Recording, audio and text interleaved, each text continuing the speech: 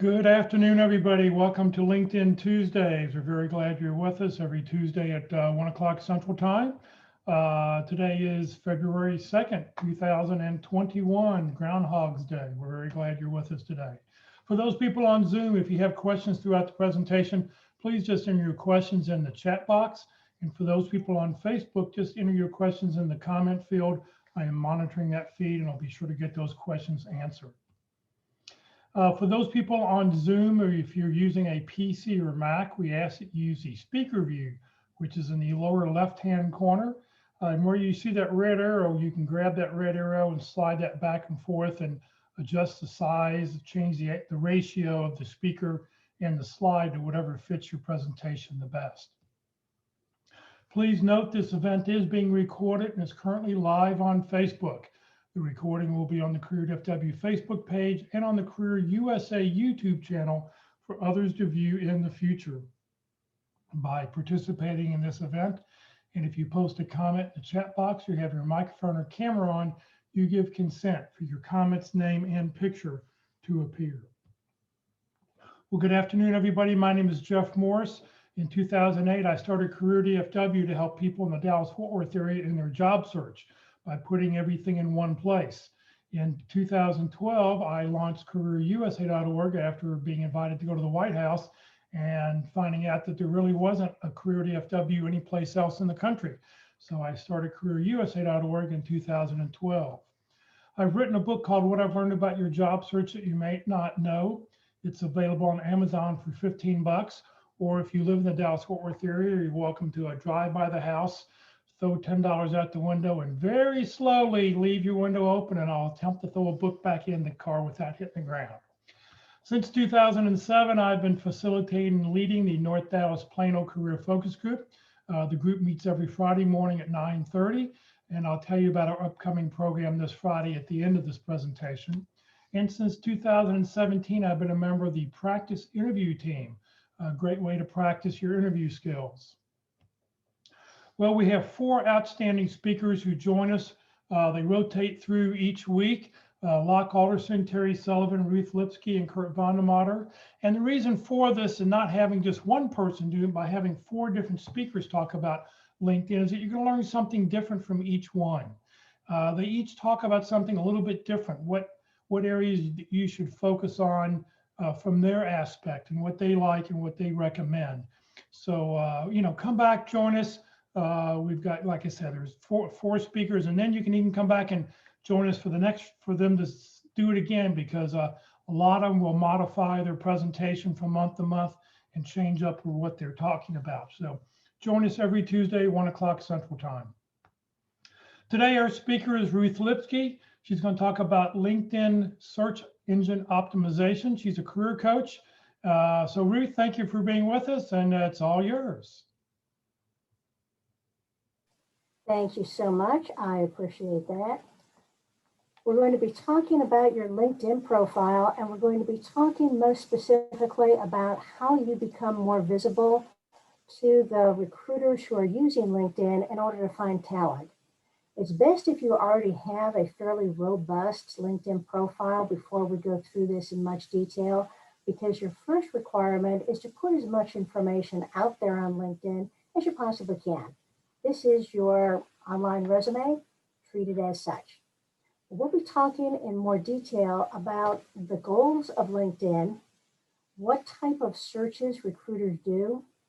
We're going to talk about how you're going to make sure that your titles and skills match the goals and the career searches that you want. We'll talk about other sections on LinkedIn that you may not have considered adding information to, how to network, and the posting activity that you normally are going to do on the home page. So starting right out, let's talk about why LinkedIn is important. It's because LinkedIn is used so much by recruiters these days in order to find talent to bring into their organization. The company website is still going to be one of the best places for people to find a job. Nearly half of all positions are found from people who have applied on a company website. Employee referrals are going to be 14% of the job offers. Headhunters from the outside, about 4%. But look at this. 1/3 of all jobs that a company will offer come from a recruiter going out onto LinkedIn and doing a search for the type of talent and skills that they're looking for. This is a lot cheaper for the recruiters because they don't have to pay to put their job out on the public job boards, because most of them use multiple job boards in order to get the widest variety of people. They can go out and they can look for people themselves. So it's cheaper for them, it's faster for them, and they can do more of a search for the specific skills that they're looking for. You have 2 goals on LinkedIn. The first is optimize your profile for the search engine optimization. Your second one is the one that you normally think of when you're working on your LinkedIn profile. You want it to be welcoming. You want it to have information in there that can be read easily. You're going to have all of the features there that are going to showcase your style, your management, what type of role you're in by having a background and a good picture, possibly putting in some personal information. We're only going to be talking today about the search engine optimization. Most of the other shows that you see, most of the other YouTube channels that you go onto are going to talk about what information to put out there in order to give a complete view of you. We're going to talk about making sure that LinkedIn search engine can find you. So let's start out by taking a look at what recruiters are going to see. And one thing to talk about before we even get into that is that your LinkedIn profile receives a score from LinkedIn. LinkedIn, just like every other social media platform out there, is going to be looking at what you do, categorizing what you do, and trying to make some assumptions about you. So LinkedIn is going to create a score on a daily basis, and it's going to be based on what you have in your profile, how complete it is. It's going to consider what type of activity you've done on LinkedIn and how active you are in networking. So every time you hit the enter key, LinkedIn is going to be recalculating and figuring out who you are and how they can best help you. Now, can you see your score? No. And do you even know what the score is made up of? Nope, to that one either. LinkedIn keeps this as a secret algorithm, and it's been very well preserved. You're not seeing much out there on what the algorithm truly says and does, but we do know that LinkedIn puts a value to your profile, and it's based on the information you have in your profile and the activity that you have on a daily basis. So here's what recruiters see when they do a search on LinkedIn. They're going to be searching for a title, in this case, a project manager position. They are going to be looking at a location, and in this case, it's going to be the greater Chicago area. And by the way, they can put in remote here these days so that they can find everyone who is willing to work remote. But for the most part, they're still going to put in a location because quite often they've got to feel that they're going to get back into an office environment eventually. And so we quite often see them using locations. Skills, yep, business strategy and analytics. Notice here that they can enter additional skills, and LinkedIn has already put in some skills that are associated with a project manager job. LinkedIn has standardized the skills. It's got thousands upon thousands of them, and it doesn't post them anyplace, so you can't see what they are. But when a recruiter is looking for a skill, they are going to be picking from a list. They are generally not going to be typing in something free form. And these skills are going to match the skills that you've got in your skill and endorsement area. So you and the recruiter are using the same skills, the same language on the searches.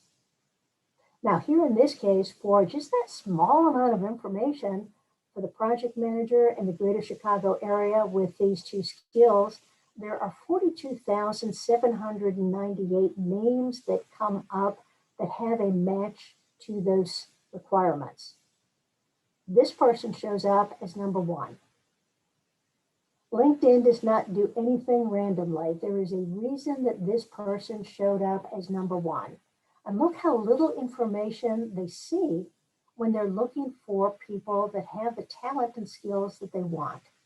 In this case, we can say that the reason that Emily Dalton is up at the number 1 position here is because There's a match on the title as both a current title and as a past title.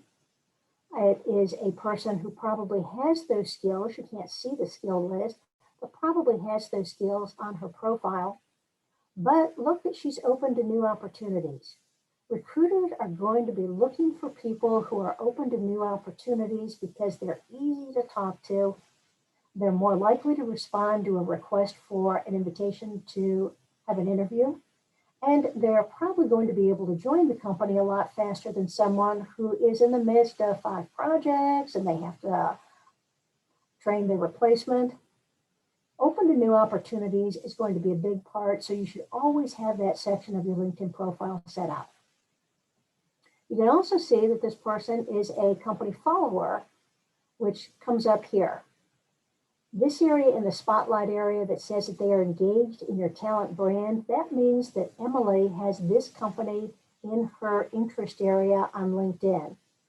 Recruiters want to know that you're interested in their company, and by putting the companies that are in your market plan into your LinkedIn interest area, it gives a recruiter a better feel that you know a little bit about the culture, about the activities that are associated with it.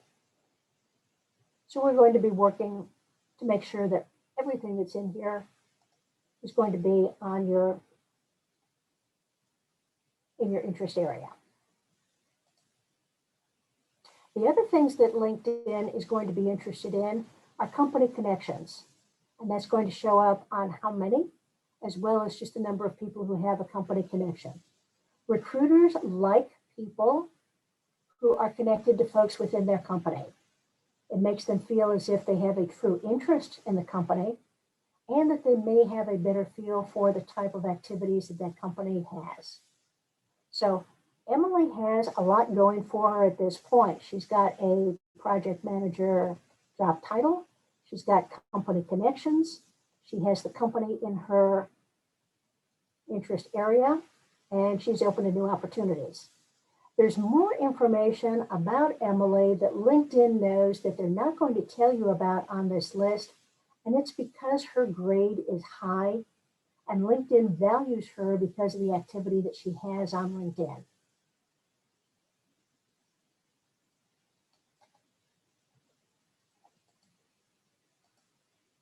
Now here's another way of looking at the LinkedIn recruiter. In this case, the recruiter is looking simply for accountants, any kind of accountants, 4 million of them. And out of 4 million, this person is number 1. The way that he got to be number 1 is definitely that he's got the accounting title and that there are aspects of his search or his activity on LinkedIn that makes LinkedIn feel that this is the best person out of 4 million for the recruiter to look at. So what are recruiters looking for on the LinkedIn recruiter software? They want to see that you are open to work, so make sure that that part is completed. And they have an area in their spotlight called likely to respond. LinkedIn calculates this, and we do know a little bit more about this. Anytime you have a message from a recruiter, anytime you've got a message from someone else that just wants to talk, if you respond to that person, then LinkedIn keeps track of that. So if you respond to 4 out of 5 messages that you get, you are very likely to respond to a recruiter's outreach that would ask about your interest in a new position. So the likely to respond is based solely on, do you keep an eye on your message board on LinkedIn? And are you active on that? Even if it means telling a recruiter, no, not interested in that type of role, or not interested in whatever else is in this. It doesn't have to be a true engagement or a conversation, but you need to be able to be active on that message site because recruiters are looking for someone who's more willing to respond to their requests. They're also going to be more likely to talk to people and look at the profiles of people who have a good professional headshot. They are 40% more likely to look at you if you have a headshot. And the headline information. where you're talking about what your role is in your current company, or if you have multiple titles there to indicate that you've got several different roles that you're looking for. They want to see that you're connected to employees in their company, and they want to see that you have their company in the interest area. So since what the main focus of a recruiter search is to find somebody with this title or with these skills, we're going to talk about how you're going to make that title area more visible and more important to a recruiter. You notice how little information they had to go on when they were taking a look at the people who came up in their search. You want to be able to put more information in your title so the recruiter has a better feel for who you are, what your skills are, and what value you can bring to the company. So we're going to request that you use the titles that LinkedIn has standardized, because the recruiters are using the LinkedIn standard titles. And the LinkedIn titles can be found fairly easily when you're on the site that says open to new jobs. It will allow you to start typing in titles. It will give you choices that might deal with levels or with departments, and you would choose those titles. LinkedIn recruiters are going to be using those exact same titles, and they're going to be looking for an exact match on those. You're also going to put more titles in the experience section. Just because your company had a title that they gave you doesn't mean that that's a title that recruiters are going to be searching for. Some companies get really, really creative about what type of title they're going to give people. If you need to translate it in the experience section, do so that recruiters have a better feel for what you really did. And putting as many titles in your headline and your open to work area. Open to work, you only get 5, but in your headline area, you have a lot of room so that you're able to put in multiple titles that give more information and allow a possible better match for what the recruiter is searching for. So what are we talking about in the headline? This is the area right underneath your name. It used to be that we wanted you to say title, pipe, that straight up and down thing above the enter key, that means or in LinkedIn. So we would have title, pipe, or title, or, and then have as many of those titles as possible. But now LinkedIn is providing additional information there and is rewarding people who put skills or value in the headline area. So nowadays we're saying that we want you to put a title, and then we want you to talk about what it is that you bring to the company. And remember that this is going to be visible when a recruiter is doing that search on the LinkedIn recruiter software. So instead of just seeing a whole bunch of people who have vice president of marketing or global marketing, you're going to see something a little bit more enticing that says, and here's my specialization. Here's what I can do to help you. You've now got about 220 characters in this area. It used to be only 120. So they've expanded this area tremendously so that you can put more information and hopefully get the attention of the recruiter with the small information that they've got on that LinkedIn recruiter page. They're going to be focused on people that are going to be more interesting. Now, can you change the title that you have in your experience section? Yes, you can, but you generally want to add to it. So you would keep the title that you had internally, but then either in parentheses or by using that pipe to indicate, here's another way of dealing with what my title was. You can put in some additional titles so that it's more obvious to the recruiters what type of role you really performed. Thank you, Locke. So if you want to have a generator for your headline, it's nice to be able to start with an adjective so that you could put additional information about who you are. If you had to summarize yourself in one word, what would it be? That's one of the interview questions that we're seeing these days. Being able to start with an adjective gives people the immediate attention getter of this is the role that I want. And we're going to add a title, possibly 2 or 3 titles based on the type of role you're looking for. what value you bring to the company. So that would be specializing in, focused on. An example, dynamic program manager, driving brand awareness through integrated marketing. Now, question comes up quite often on what is the fluff factor associated with this. You don't have an awful lot of information. You want to be able to put in the information that is going to be most needed for that role.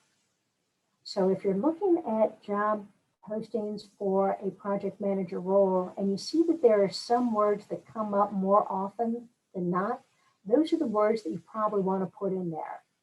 And they can be either style words, talking about your soft skills, or they could be more of the technical skills that deal with programming languages or some of the software that you can use. And by the way, you're going to spend a fair amount of time on LinkedIn, and you're probably going to get to a point where you think, I think this is a pretty good profile, I'm in good shape. Actually, it probably is. But after 2 months, if you're not seeing much movement, if you're not getting reached out to by recruiters, then you probably want to go back and change your headline. Because quite often the headline may not be bringing people in. Change your headline and the first paragraph of your about section after 2 months of non-activity or less than desired activity, and do a major change on that and see if that helps you bring in additional people and interest. So skills are going to be a huge part of your LinkedIn profile. Everybody is going to tell you that. You're going to use the keywords that pertain to your job, and you're going to use them a lot in your about section and in your experience section. LinkedIn each year creates a list of the skills most needed in that year. They haven't put it out for 2021 yet, but these are the words that recruiters are looking for in that year. So in the soft skills, creativity, persuasion, collaboration, adaptability, and emotional intelligence, those words should be in your profile. Those are going to be keywords that you want to put in your about section, in your experience section, in your skills and experience section, skills and endorsement section. The hard skills, only put those in, of course, if you have those as an actual skill. But those are the ones that recruiters seem to be searching for most in this past year and are probably going to be very similar. There's not an awful lot of movement from one year to the next on these types of skills. But if the recruiter is looking for these as skills, you need to give them to them. So in the skill and endorsement area, for the most part, you're going to be choosing skills that LinkedIn has already standardized, because these are the words in the skill and endorsement area that recruiters are using in their search. So you have the opportunity to pick the same words that the recruiters are using. You only get 50 of them.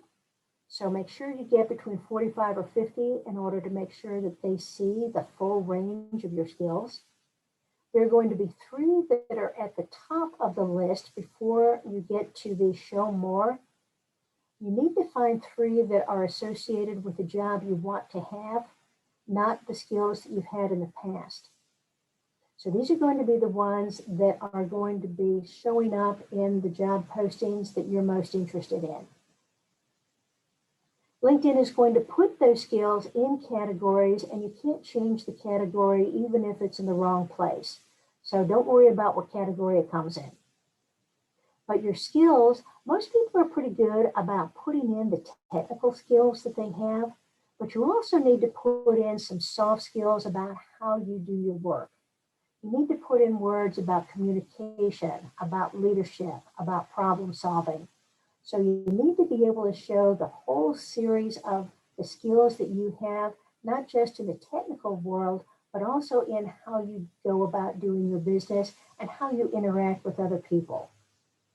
The higher you are in an organization, the more you need those people skills. So if you're looking for a job that is a CEO type position, you probably need more words associated with strategy. If you're looking for a job that is more technical and more of an independent person, then you're probably going to want to keep all of your skills as technical. It's nice to put in one unusual skill in the midst of all of those skills that's going to be a hobby. Recruiters are going to be looking at people who have generally the same set of skills, the same titles. They're all going to look pretty much the same. Putting in a skill that is different and is going to distinguish you from all the other people who are having the same titles might make a difference in allowing the recruiter to think that you've either got something else going for you, or that at least you've got something that's different from everybody else. So add a skill. It'll show up possibly in soft skills or in hard skills, but it'll be a little bit different. And if you've got a lot of skills, if you've got a lot of technical skills, maybe 25 or 30 in that category, that's hard to read. So it's best if you put them in alphabetical order. And you can do that by going into the blue edit pencil that's on your profile. And on the far right-hand side for each skill, there's going to be 4 parallel lines. You click and drag, and you can bring those titles, those skills into alphabetical order so that they're a little bit easier to read. And if the recruiter is looking for a specific skill, they'll be able to find it fairly quickly.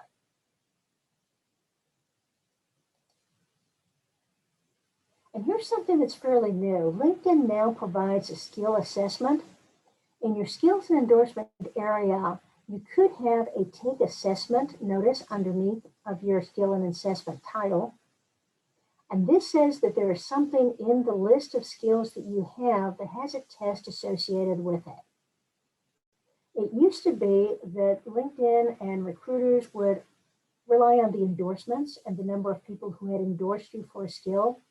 They found out that that wasn't particularly a good way to determine if a person really was strong, because quite often people would go out and say, endorse me for 10 skills, now I'll endorse you for 10 skills. And it didn't seem to be the thought process and the honesty associated with it. So now you can take a test. The tests are going to be in the areas of technical, business, and design. And if you have passed a test, and you add that to your profile, then your LinkedIn is telling us about 30% more likely to get hired. So the test itself, multiple choice, 15 to 20 questions. It is a timed test so that you don't go out and try and Google the answers. And it has to be completed all in one session. If you get a 70 or above, then you have passed the test, and they allow you to put a badge, which is this little check mark, right after you have the test result published. It's valid for 12 months because LinkedIn feels that no matter what skill you've passed, within a year, they probably added additional features or there's more information associated with being proficient in that skill, and they'll take that off after 12 months, and then you take the test again. If you did not pass the test, if you didn't get a 70%, one, nobody sees that. Nobody's going to be able to tell. You can retake the test, but you have to wait 3 months before you can retake the test.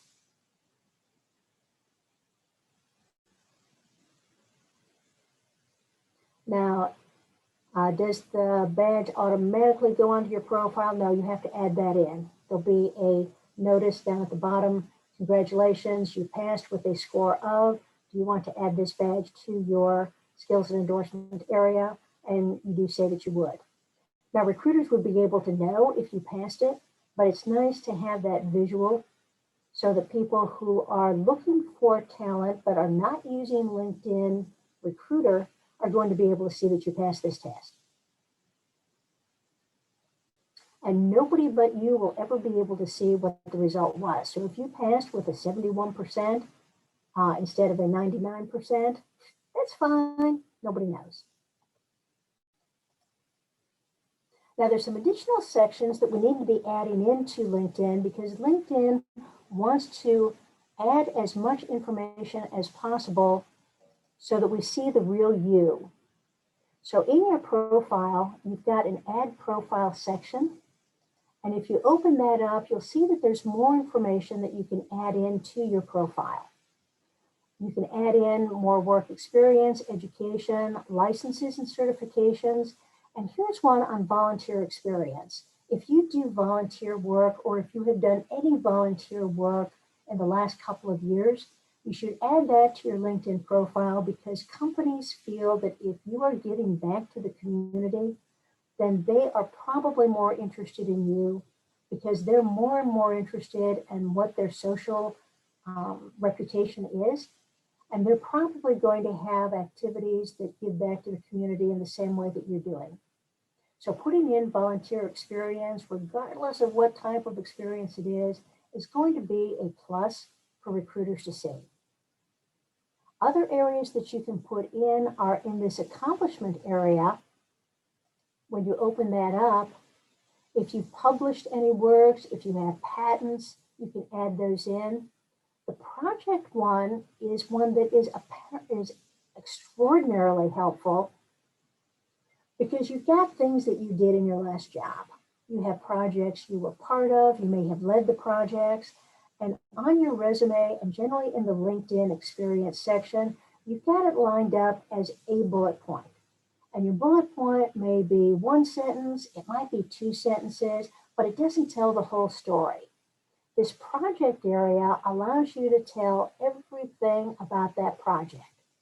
Give the project a name. You'll have to associate it with one of the companies in your experience section. But this description area is huge. You can put in all the information you need on what the background was, what the situation was, if there were any obstacles that you had to overcome, if you can put in all of the activities, all the pre-work that you did. You can talk in great detail about the results. So be able to put in the additional project work. Here's a couple of things that are positive. One, it adds more keywords to your profile, and everything in this section is searchable by the recruiters. And the more often you use their keywords, the more they're going to feel that you actually do have that talent, you do have that skill. So add in the description in as much detail as you want. It would follow probably what you would have as an answer to the interview question. Tell me about a time when you exceeded expectations. Put all of that type of information in the description, following the SOAR format or the STAR format.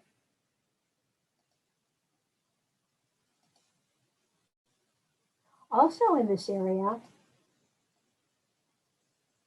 you can put in courses that you've taken. If you took classes at your work because they had some that you could volunteer for, or that you felt you needed to include as additional skills, you can put those into your LinkedIn profile. And those are going to be important, because on some of them, it's going to show how you have increased your skills since you first entered the workforce. But you should always, and let's go down and take a look at those right now. In the courses area, you should put in the classes that you took on a yearly basis that were coming from either the compliance team or the legal team that dealt with the requirements that the government had for you to take on a yearly basis, so that you knew about ethics, privacy, code of conduct. You may not remember what the exact course name was, but just put in something that would indicate the type of content that was. This tells a new company that you understand why you had to take those in your previous company, and you understand why you're going to be taking them in your future companies. So add in as much information as you can into this course area, because it indicates that you recognize the value of company training. So other things that we're going to be taking a look at is the interest area. When you hit the See All, it's going to give you some categories already. Influencers are the people that you're following because you're interested in what they have to say. These are normally people who have exceeded the total number of network connections that you can have. You can have up to 30,000 connections, and after that, people aren't able to connect with you, they will be able to follow you. And following means that you can see what they put out on LinkedIn, but they don't see what you did. The companies area is going to show all of the companies that you are following, and it can be companies that you want to be part of, or it could be things that you're just interested in general. I follow NASA because I think that's one of the great features that we have. Find other things that make you interesting. Groups are going to be important because that gives people a feeling of what it is that you do on a professional basis. So being able to find some groups that are appropriate. Look at that one, go to the Career DFW one, good one to be in. But being able to show that you are part of some groups that are professional and have discussions on LinkedIn about changes in the industry, new things that are coming in. And there are recruiters who will only post jobs to groups because they know that the people within that group have the basic skill set to be able to be part of what they're looking for in their skills. Schools are going to be an important part too. LinkedIn is going to put the schools that you put into your education system in here, but you can also put additional schools that you follow or that your spouse, your brothers, sisters, kids, parents went to. So adding in additional schools can be an important part because it gives recruiters a better feel for what types of universities and colleges that you're familiar with. And let's make sure that we're comfortable with how that's going to be tied in with your networking and your job search. So in the chat feature, if somebody can give me a school that they went to, we'll do a search. Illinois State came up first.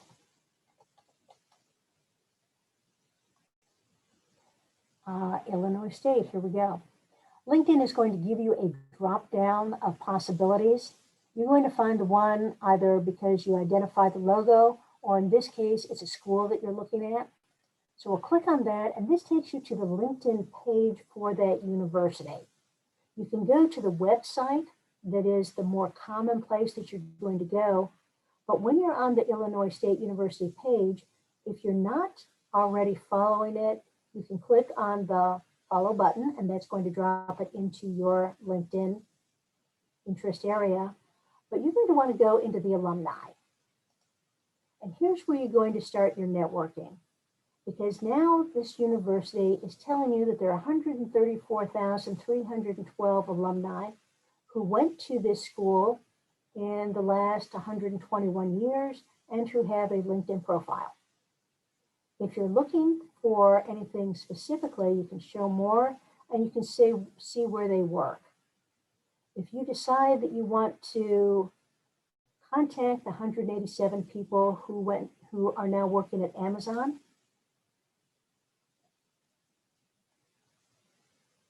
they're going to show up as tiles underneath here. And here's how you're going to connect. You're not going to use the white connect button because that's going to send an automatic connect notice to them, which is, I would like to join your LinkedIn networking connection. Not good enough. You need to personalize your message. So you're going to go to the page of that person. So you're on their LinkedIn profile and you're going to see the blue connect button. A blue connect button will always allow you to personalize the message. And you've got a lot that you can say to this person because the greatest possibility to connect is when you have something you can relate and that you have in common with the person that you're connecting with. So in this case, your notice to Leslie Humphreys McDade is going to be, I see you went to the school. I enjoyed my time there. I see that you're working at Amazon. That's one of the companies in my career interest area. Let's connect. How do you like it there? So your first connection request is just, we have something in common. And this is a great way to set up your network, is that you're suddenly talking to people who have something in common, and colleges and universities are a great way to keep in touch. Because if you went to the same school that I did, you probably are a very positive intelligent person. So get rid of the Amazon here and go back to the 134,000. You've got a previous and a next right here. Right now you're looking at where do they live and where do they work, both of which are good opportunities to network. But when you click on next, it tells you what they do. So this is the department that they work in at whatever company that they're in. And if you're looking to connect with people who are in the same field that you are, this gives you a lot of opportunity for connections. And remember we said that LinkedIn keeps track of everything you do. The more often you connect with people who are in similar jobs and who are in similar industries, the more LinkedIn feels that you are interested in that and are going to bring you up higher in the searches that recruiters are doing. So networking is not just for the fun of it, it's because LinkedIn is keeping track of that and feels that if you're keeping your networking strong with the people who are in similar industries and titles and with recruiters, then you're probably going to be more interested in a job and are going to do a better job at that.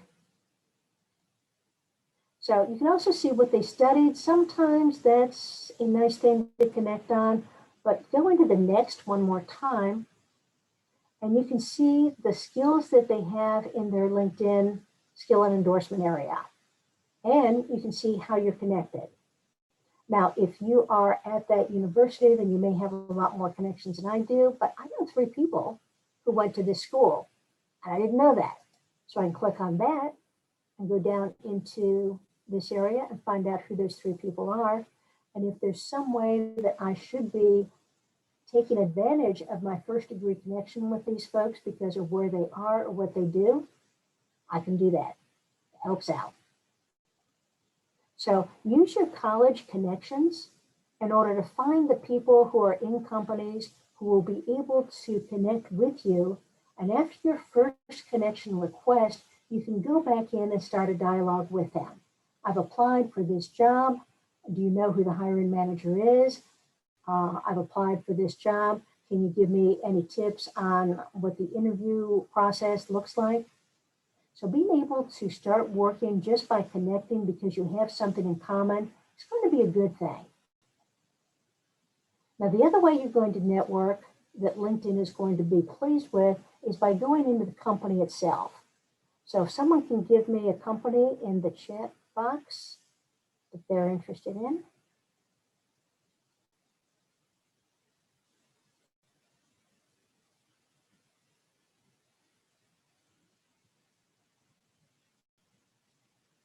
EDS.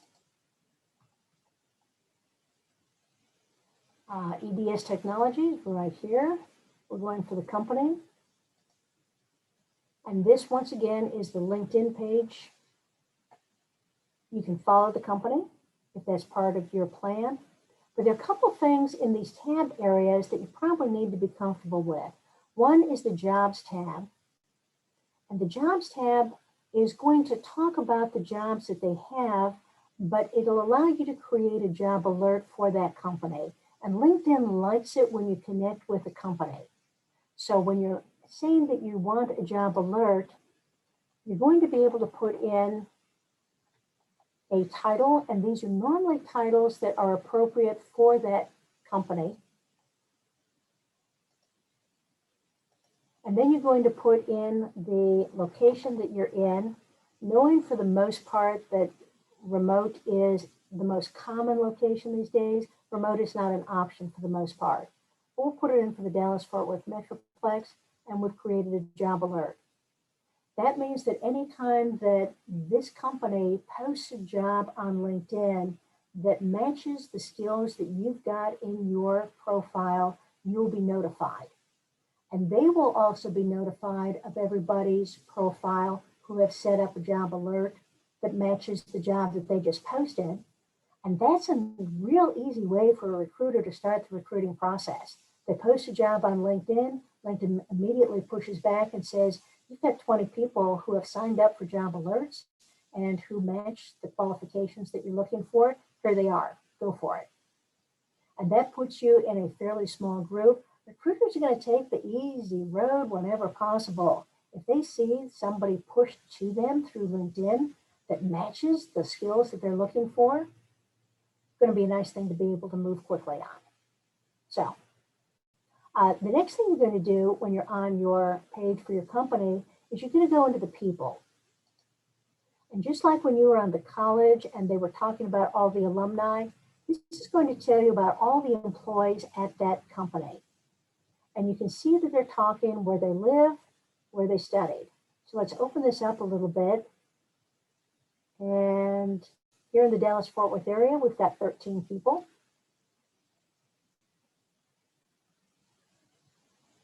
And we can take a look at the 13 because really that's not that many. Remember to go to the person's profile page in order to find out more about them and to connect with them. But using the next button, you can take a look and see what department that they work in. So now you'll be able to say that you're in a company that you're interested in the location that you think the hiring manager probably is going to be, or at least the recruiting office might be. But here's the groups that are available in this. Not an awful lot in this one, so probably the recruiter is not going to be in this location. Clicking next again, though, tells you if you're connected with anybody. Since there weren't that many people, let's take out the sort here and go on to how you're connected. I've got a second degree connection there. If you've got a first degree, nice. Let them know that you're interested in a specific job. Talk about any help that could be given. If you're a second degree connection, that's always a good way of connecting more into a first degree connection, because you can start out the network request for a second degree by saying, we have people in common on LinkedIn, let's connect. I'm interested in EDS, how do you like it there? So having a reason to connect is generally going to be a positive feature there. Well, let's go back and take a look. We've got 457 employees. We probably want to reach out to the recruiter. So we're going to type in recruiter. Whoa, no recruiters.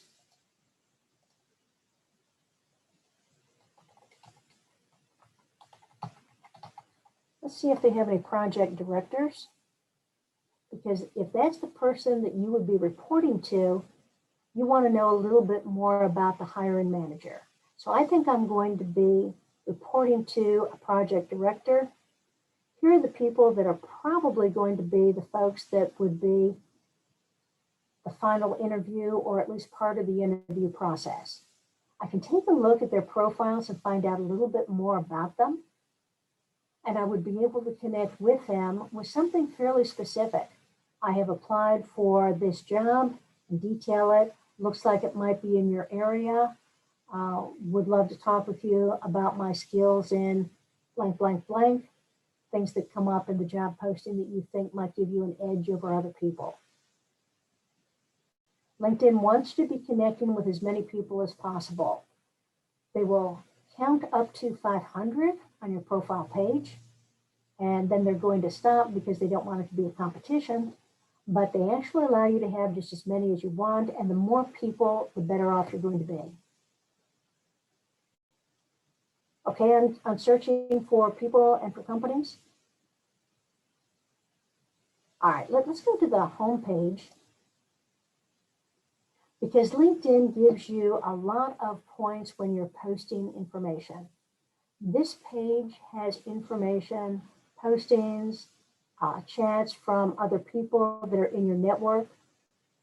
Being able to provide some information, LinkedIn allows you to say that you can like them, that you celebrate them. Stay away from this stuff.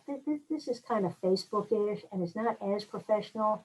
Everybody was kind of surprised last year when they put in these icons. LinkedIn doesn't give you an awful lot of points, if any at all, for using these types of responses. What they want you to do is to add a comment. And a comment can be, wow, thanks for sharing. Or I hadn't realized this. Thanks so much for putting that out there. Adding comments into the pages that you can see through here are going to give you bonus points from LinkedIn because you're engaging in activity on LinkedIn with people who are professional and probably have some of the same ideas that you have. It will give you all the more points if you start your own post. So content that is new and is your own thoughts is going to be rewarded heavily. So starting out, what do you want to talk about? Normally you're going to start out with a headline so that people know what it is you're going to be talking about. LinkedIn gives you some opportunities to say exactly what it is that you're talking about, or you can just have a comment that says, I'm looking for a new position in this, I have skills in this. Anyone with advice on how to get into Fortune 100 companies, keep in touch, let me know. Love to talk. And putting that post out, it'll go to the people who are in your connected network, and that could go out to other people outside of that too. So post information on a regular basis because that's the greatest value you're going to bring to your own profile. Be active on this page. Remember that when you have joined a group or that you are following a company, their posts are going to be out here also. And those are going to be things associated with, for a company, new products, features of products that might be beneficial, the employee engagement. The things that are coming from employees could be a little bit different. They could be asking for help. They could just be talking about things that are interesting to them. In the groups that you're following, it could be things that are coming up new in that industry that you probably want to hear about and want to be part of. So more activity, more information will give you a better search engine optimization. So let's go back and take a look. And we had gotten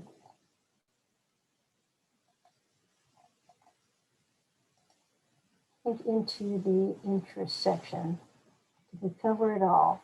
You need to be an all-star by filling out the information that would be associated with all-star. Adding more content.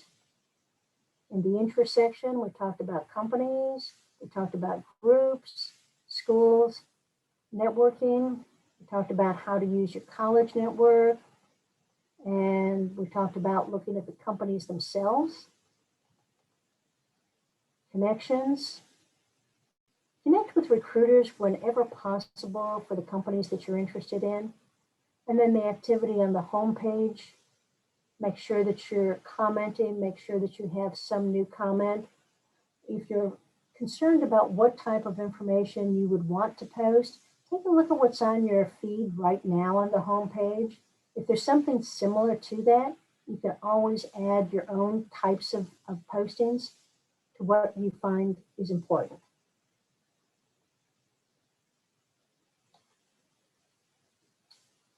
So, any questions in the chat that we need to get through?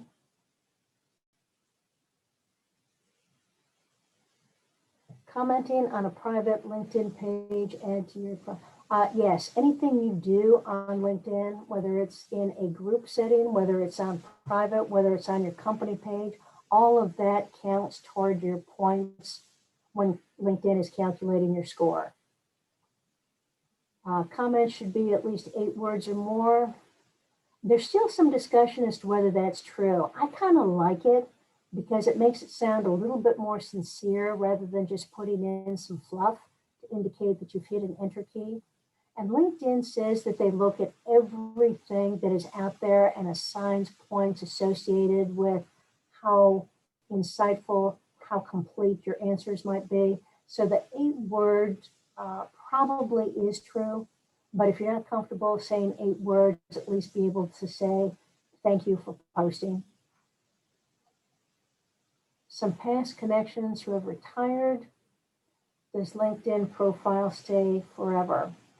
LinkedIn cannot shut down anybody else's profile. If you have someone who has passed away, their profile is going to be out there until someone within the family sends the death certificate to LinkedIn in order to take it down.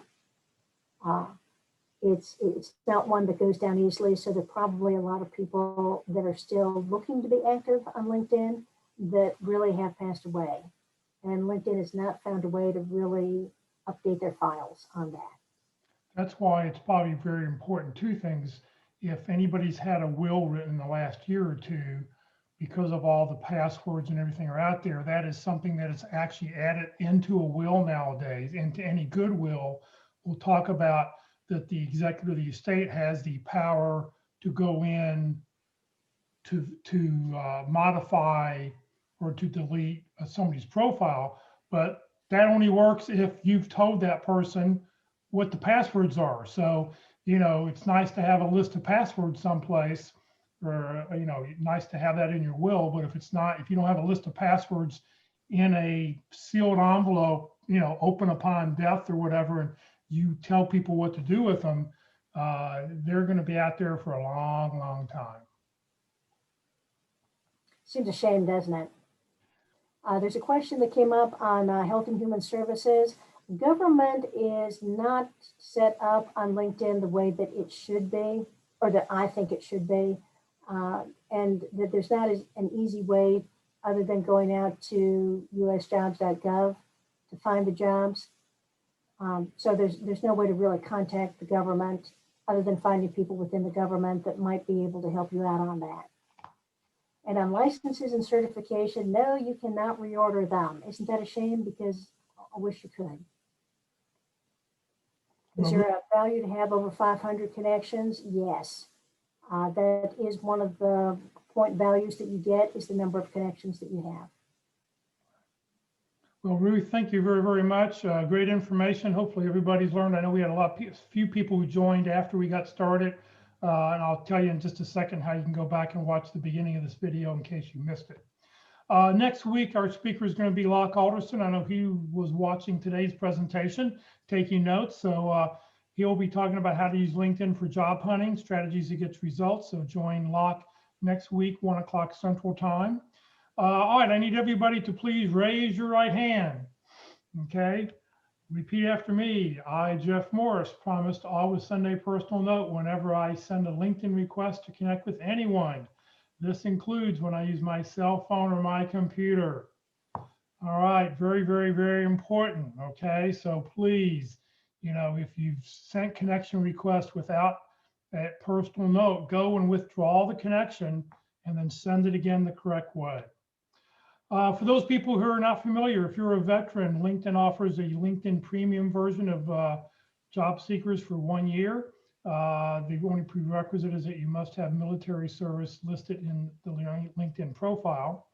LinkedIn also has this thing called LinkedIn Career Explorer, which allows you to explore similar jobs with the same kind of skills that you may have in one job listed in another job. So if you're thinking, well, do I have transferable skills? This is a great source on how to do that. I will put this link in the chat window in just a couple seconds here. Join us tomorrow at 1 o'clock for Interviewing Wednesdays. We do an interview session every Wednesday. Tomorrow we'll be doing session number 5, analyzing the job description, how to know what you're really looking at and what you're doing. On Thursday, we have a special guest speaker for Effective Resume Thursdays. Our speaker is going to be Tony Bashir, and he's going to talk about the top 10 big mistakes of resume writing. He sees a couple hundred resumes every week. He owns Babbage and Associates, and it's a placement service here in Dallas, and he's going to share his thoughts on resume writing. Also, we'll be giving away 2 licenses for a month of unlimited use of jobscan.co. So if you're interested in joining us on Thursday, you have an opportunity to win that on Thursday. And then this Friday at the North Dallas Plano Career Focus Group that meets at 9:30 in the morning, we're going to have open forum. If you have questions about your job search, you can ask the group for their opinion. So join us this Friday at 9:30. All the times listed are Central Time Zone. If you haven't joined the Career USA or the careerusa.org or the Career DFW LinkedIn groups, you can go out and do that. We're almost at 12,900 members. So if the 8th person who joins You're going to take us over 12,900, so we'll have to update this slide next week. This session has been recorded.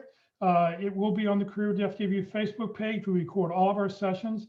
It also will be on the Career USA YouTube channel. It'll take a couple hours for YouTube to upload the video, but it will be up there. That's probably the best place to go back and watch these because they're organized, and I'll show you that in just a second. If you follow us on Facebook, please click follow, and every time we go live, you'll get a little alert on your phone that we're currently live. And if you subscribe to our YouTube channel, every time we post a new video, I think you get an email saying that we've just posted a new video. If you're not receiving emails about our workshop, if you live outside the DFW area and you're not on one of the Dallas-Fort Worth email list, you can join the Career USA mailing list by sending an email to career+subscribe@groups.io, and I'll put that email up here at the very end again for you to copy. Here's what the YouTube channel happens to look like. Make sure you clicked on playlist where that green arrow is, and don't click on the video, but underneath the topic that you're looking for, resumes, interviewing, LinkedIn, click where that red arrow is and it says view full playlist, and up will come a list of all the different episodes that are currently online. They'll be in date order, and you can then go and watch the episode that you're interested in with the titles.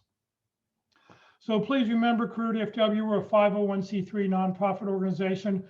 Ruth is a volunteer. I'm a volunteer. We have no full or part-time employees. We survive on donations. It pays for Zoom. It pays for our web names. It pays for the web hostings. Please consider when you land your next great opportunity that you'll make a donation to allow us to continue to provide the services that we're doing. And if your company happens to make matching donations, if your new company offers matching donations, please look us up and allow your donation to double in value. So thank you very much for joining us today. There's the email address if you're interested to join the list here. I will get that link. I'm going to post the link right now. Get my mouse over here. I will post the link for the LinkedIn Career Explorer. And I'm going to stick that in the chat box right now. And there it is. So if you're interested in going there, you'll be able to get that right there for you. So thank you very much for joining us. Ruth, thank you again. And we'll see everybody next time.